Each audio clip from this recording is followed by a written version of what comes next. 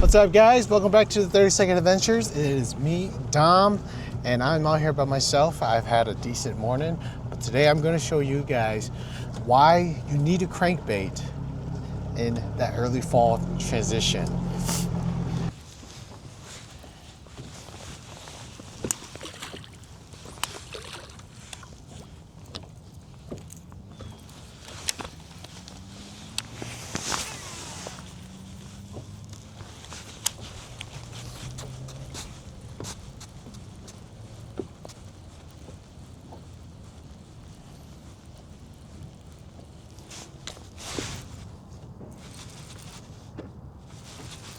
There's a fish. First one, guys. Technically second, because I caught a pike earlier.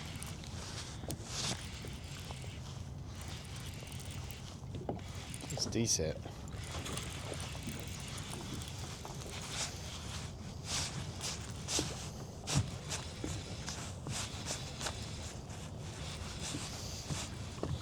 Oh yeah.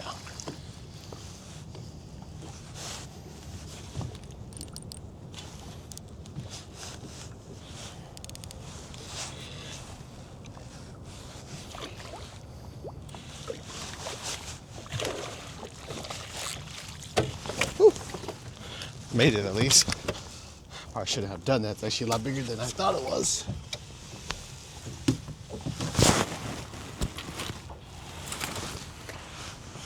Look at that, guys.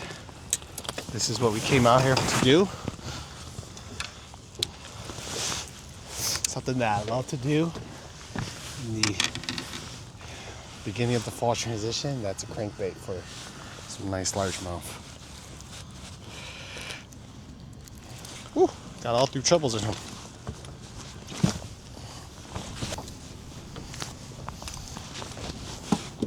Look at that one, guys.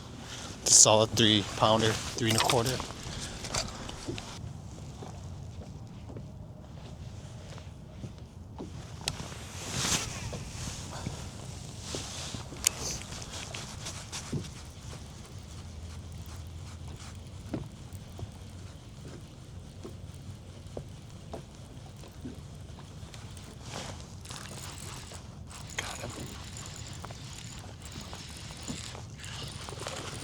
Not big.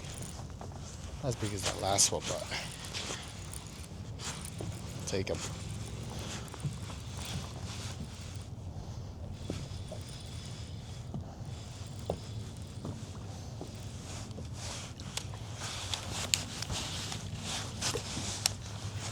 All right. Whew.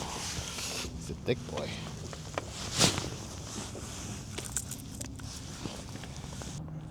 .23.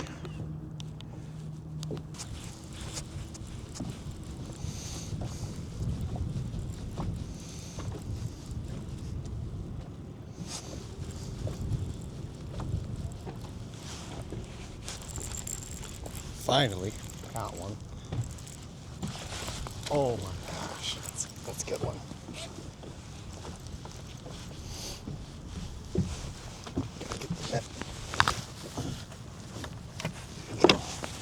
Oh my gosh, what the heck?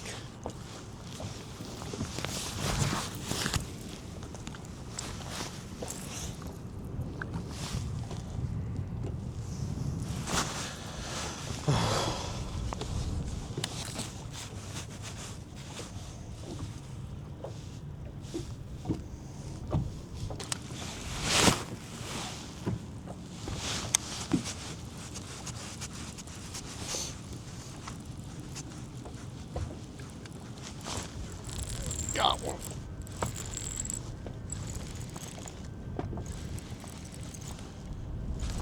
Please stay on. Please stay on.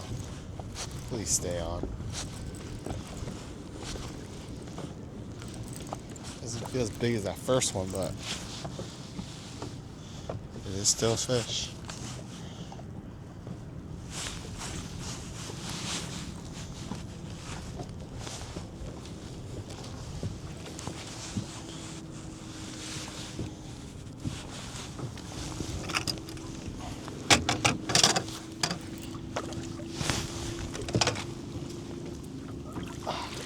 Let's go, finally.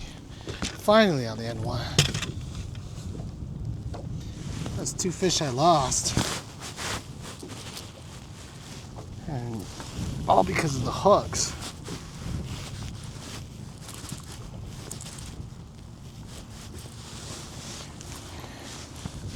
Look at that. As you guys can see, I got the hooks out. I was just losing too much fish.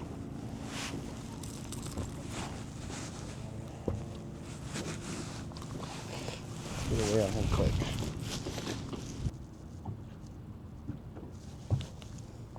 Dew 0.42. I would have had a limit right now.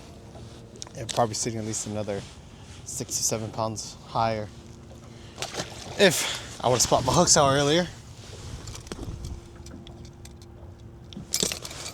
Goes to show, guys, you gotta switch out the hooks on these DTs. I'm sorry, Rapala, but VMC hooks are just garbage. They don't stay sharp, they're not sharp, and they break.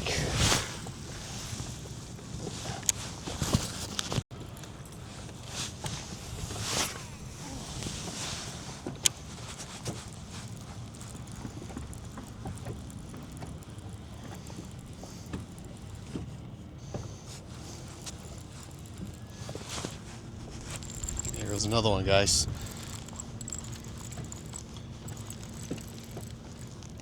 That's the reason why you switch your hooks. Make sure you're always watching your hooks. Make sure you run good hardware, good sharp hooks, strong hooks too. Because you just can't. Oh my gosh! That's what I get for trying to flip a fish in.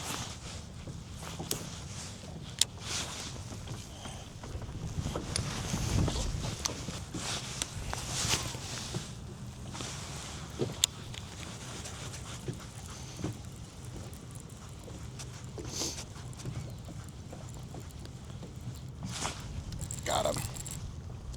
Got him.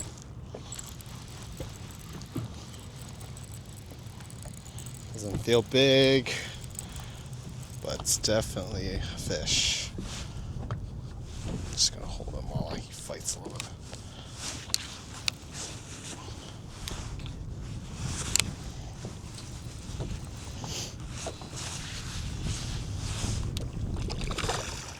Another 2.5 pounder.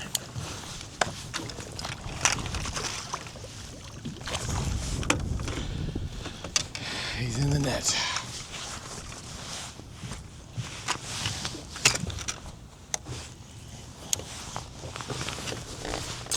Oh yeah, 3 pounder actually. Look at that one. Well, maybe 3, pushing 3. Look at that crankbait bite. Been working at this pretty hard, man.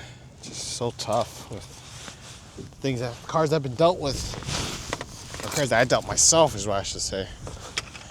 Oh man.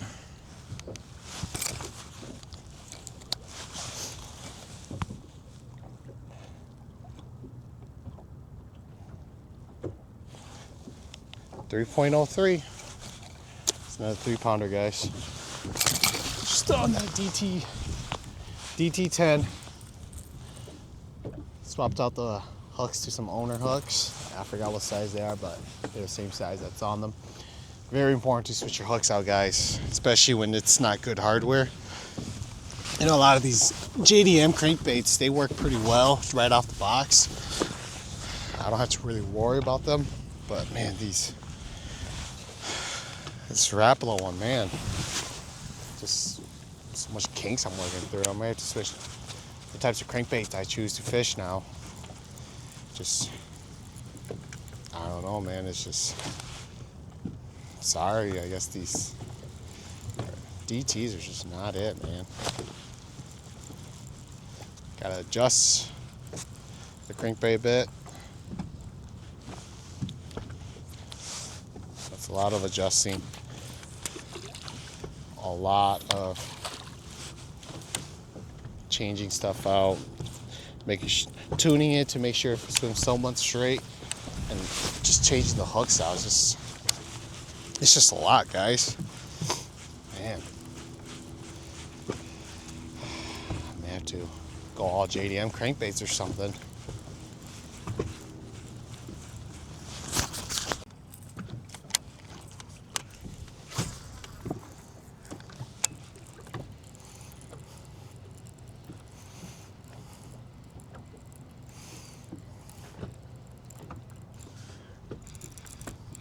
Got one.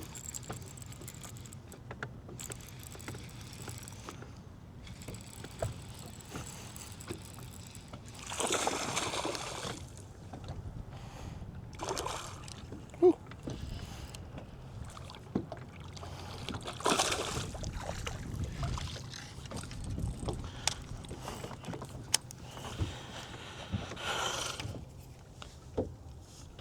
Well, here we go, guys. Another one for you guys.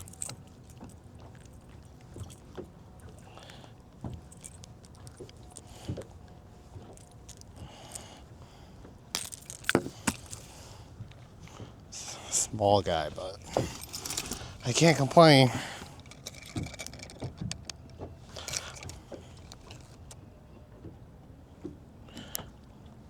$2.21, 2 1/4.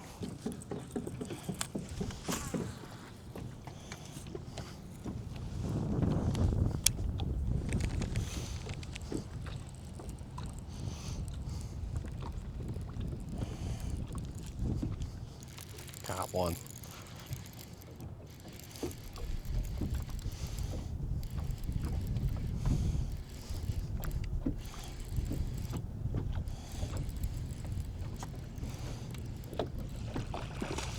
Not big by any means.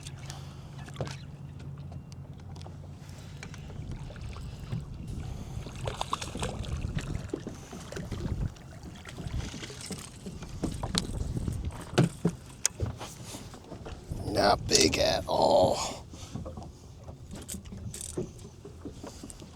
I got ate that crankbait though. He's bleeding, so I'm just gonna. He's bleeding, so let's get him out quick. I don't want that. I don't want to get blood in my boat. All right, guys.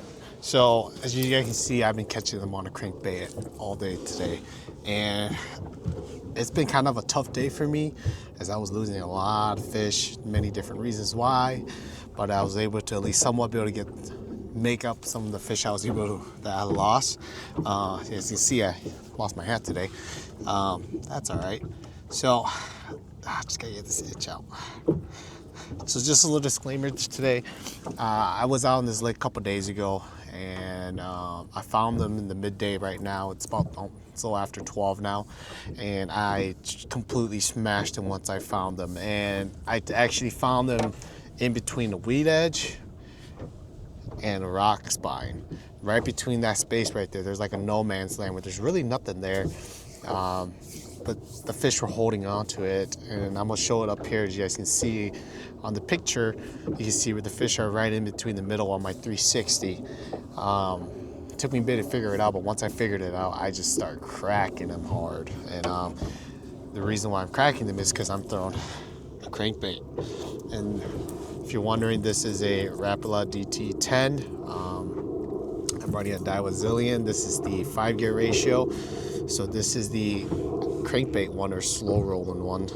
The reason why I run a slower one is not just because you need to slow down, whatever, etc. But it's mainly because with the lower gear ratio, you have a bigger gear, more teeth, so it's gonna give you a little more cranking power, a lot more. It's a lot easier to reel it in as you're cranking, and when you're cranking all day, it can hurt, So I use that lower gear ratio mainly just so that I can crank those crankbaits in. As they give a resistance, as they go down, they push a little resistance back into your arm. So just be able to have that extra lower gear ratio to get more power, and a reel that actually has that power is very important. Right now, if you're wondering what rod I'm using a Dobyns Champion. This is the 765 crankbait. It's a great, pretty much all around rod. You know, it does a lot of your 10 to 20 foot crankbaits. Kind of good just for everything. You know, this is my only true crankbait rod I have in my rod locker, and I use this one because I can get away with just about anything. I do use.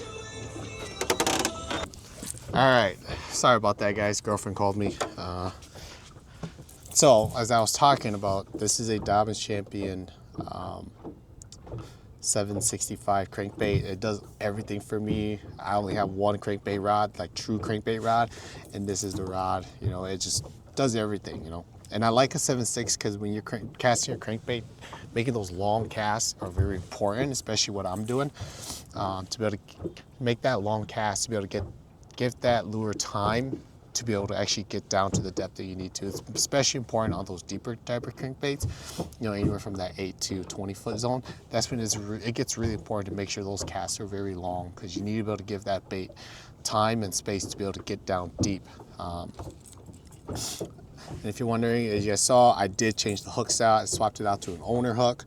VMC, you suck. I hate VMC. Sorry, but VMC hooks are just not good at all. I know I have the logo up there, but it came when I bought the bolt. I need to get rid of it. VMC hooks for me they've always never held up. They've always broken, and they never stay sharp. That's why I don't like them. So I swapped them out to an owner. As you can see, I was missing and losing a lot of fish early on. But when I swapped it out, that seemed to solve all my problems. I think I only lost one actual fish that I know of for sure. And if you're wondering, I'm running 12-pound tests. I like to run 12 just to give me that extra thickness to the line, a little extra power. It doesn't allow your lures to run true to what most lures are rated to. That's just because it is thicker. It does have a little more line lift, but I'm okay with running 12. And the reason why is because I need that, especially around weeds, just to be able to be more abrasion resistant and to be able to have the extra line strength. I need it a lot around the weeds, because the weeds will actually end up cutting your line after a while, and especially when you're fishing lakes with zebra mussels and the zebra mussels are growing on the weeds, your line's getting cut up. So I need that extra strength right there. So I like 12 on just about anything, and it does allow me to lean into my hooks a little more, be a little more aggressive, make sure that those trebles really do pin the fish, because these are like lighter, but they're not super light. You still gotta lean into them. You still gotta put some power into it to get those hooks to penetrate the fish's mouth. As you can see today, I'm just doing the simple cast as far as I can. I'm gonna crank it down to just a little bit to get towards the depth I want, and I'm just gonna crank it, and I'm gonna stop, and I'm gonna start again. I'm gonna stop. I'm gonna go again, or I'll reel it, and I'll stop it, and then I'll pop it off really hard, just 1-2 or one pop, and just mixing the cadence in there. As you guys know, the most popular crankbait fisherman out there is KVD. He does it. He does a lot of the crank and stopping, popping and moving it. And the reason why I do that is because as you're reeling and reeling, the fish sees it, the fish comes up to it, and it's looking at it, following it. As soon as you stop it or you pause it or something, you know, it triggers a fish as soon as you do something different besides just straight reeling. Yes, you can catch them straight reeling, but as soon as you do something to it, many times, the moment you start cranking again, you'll feel your rod just load up because the fish had grabbed it. Or sometimes when you pause it, you can feel them actually tick at it, pull at it. So stop and go and mixing the cadence, doing different things to it, in my opinion, is what gets you the bites. And especially when you're fishing weedy lakes like how I am right now, especially up here in Minnesota, you actually want your lure to get somewhat hung up in the weeds. The reason why is because those fish live in it, but also because as soon as it gets hung up and you pop that lure out, those fish will grab it right away. It happens a lot. One thing I do want to say, I forgot to say, this rod is actually a graphite rod. It is not the glass rod. I hate glass rods for crankbaits. In general, I actually hate glass rods. I used to have a glass crankbait rod.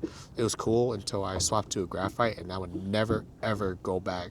People say, oh, you feel the fish, you feel it too much, you don't need to feel it. I'm like, actually, there's been many times where I felt the fish bite, and I actually knew that was a fish, so I was able to lean into it. And on top of that, I need to feel those rocks as it's ticking on the bottom or whatever I'm feeling. I need to know what's in. That feels so good. Oh, I want to know what my lure is touching. And it allows me to know, okay, am I touching rocks? Am I touching grass? Or is that a fish that's biting, you know? On top of that, glass rods are just super heavy. They're not comfortable to fish with all day. So to me, I like this. I don't like the mixed rods either, the mixed graphite glass rods. I like a full graphite rod, a nice soft graphite rod. That's what this rod is designed for.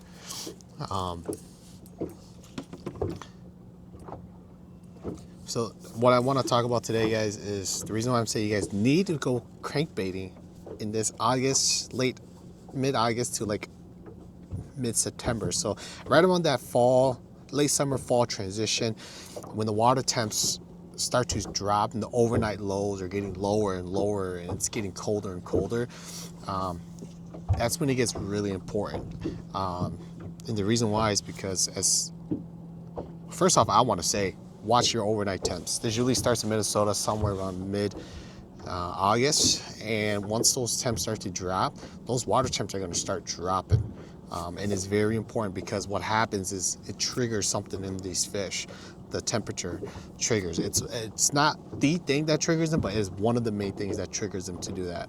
And when that happens and the fish see that the water temperatures are dropping, and they also see that the nights are getting longer, days are getting shorter, moon phases are changing up, these fish will start to, something inside them just tells them it's time to go eat, fall's coming.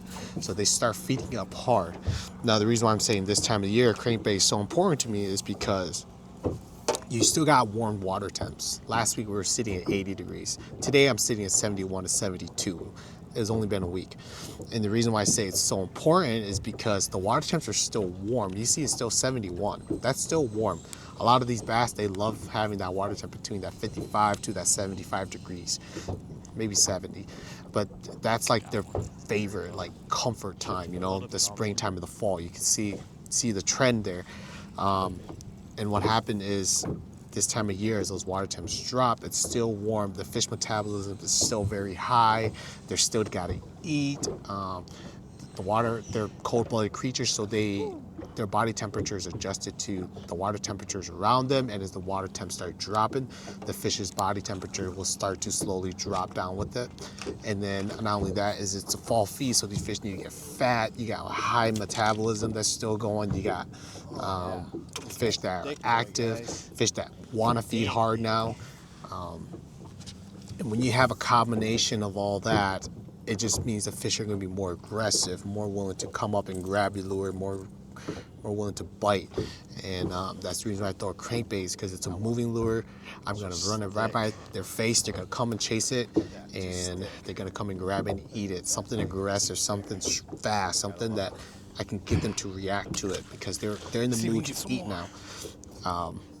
And their metabolism is still high, so they're still willing to chase and go a long ways to grab their food. And not only that, is their metabolism is high, so they're eating a lot to be able to maintain their body weight as much as they can. So you just got all these different combinations of things, and that's the reason why I throw a crankbait this time of the year. And I'm telling you guys got to throw it sometimes between the middle of August to about the middle of September is my favorite time to throw it. There's times where you do need to slow down. The fish will tell you what they want, but if you can get them on a crankbait, if you can get them to react on it, they will hit it all day long and they will crack on it. In my opinion, this is the best time for crankbait for me. Other than that, guys, I will say, when I was out here the other day, I slayed those 3-pounders. It was crazy. It was just non-stop, back-to-back casts. Boom, boom, boom. 3.5-pounders, 3-pounders. I'll show a quick picture here. If you guys are following us on Instagram or Facebook or something like that, you saw that I made that post. Complete cracking them hard. You know, it was just stupid fishing. It was so much fun. I caught well over 20 that day, and within a span of an hour, I caught maybe the majority of them. Other than that, guys, it's so much fun. You guys got to pick up your crankbait during this time of the year, and just start reeling, popping, pausing, and just watch it load up. So you can see I'm getting them pretty good today. It's not as good as the other day, but I'm still getting them pretty good and pretty consistent. Other than that, guys, let's get back to fishing, and hopefully we can catch some more.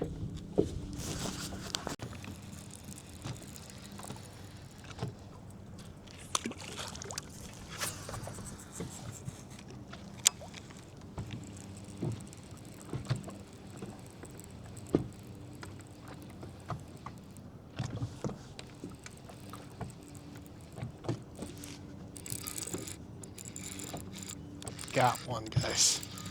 You guys see that pause I did? That pause I did was what triggered it. Not huge, but it's a good one.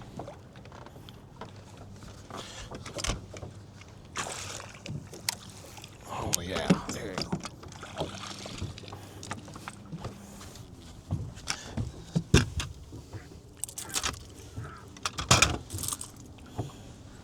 Look at that one, guys. Got him under. Just want to say that pause, that pop and go pause, that's been killer. So look at that one. Just look at how thick it is. The fish out here are very healthy, very, very healthy. And since they're so healthy, we got so many different things going on. These fish are gonna want to come up and grab your lures. It's pretty crazy.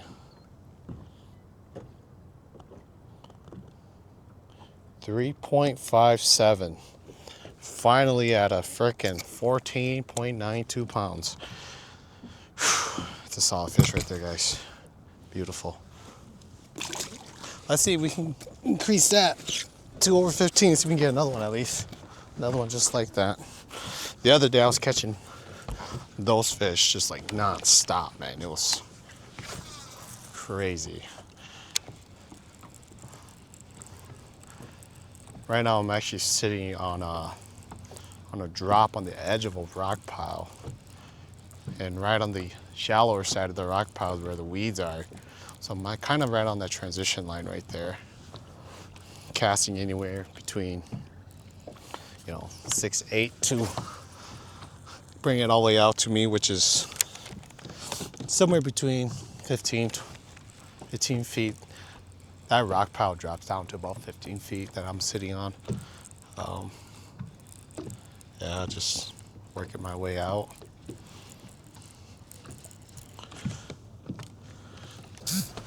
All right, guys, I'm gonna call it a day. It's like 12:30. I gotta get going, gotta go to work. I hope you guys enjoyed the video. I hope you guys learned something. I hope you guys go out and try something. To me, this is a fun time to crankbait this time of the year. Doesn't mean I don't throw anything else, but I do throw other stuff. Yeah, guys, it's getting hot. Overnight low temperatures have been dropping, so that's how you know fall's coming. I hope you guys stay tuned for the next video. I don't know where I'm gonna go. I don't think I'm gonna be hitting Mille Lacs anytime soon. The bite it's picking up. It is good. It's just I want to go hit some big largemouth.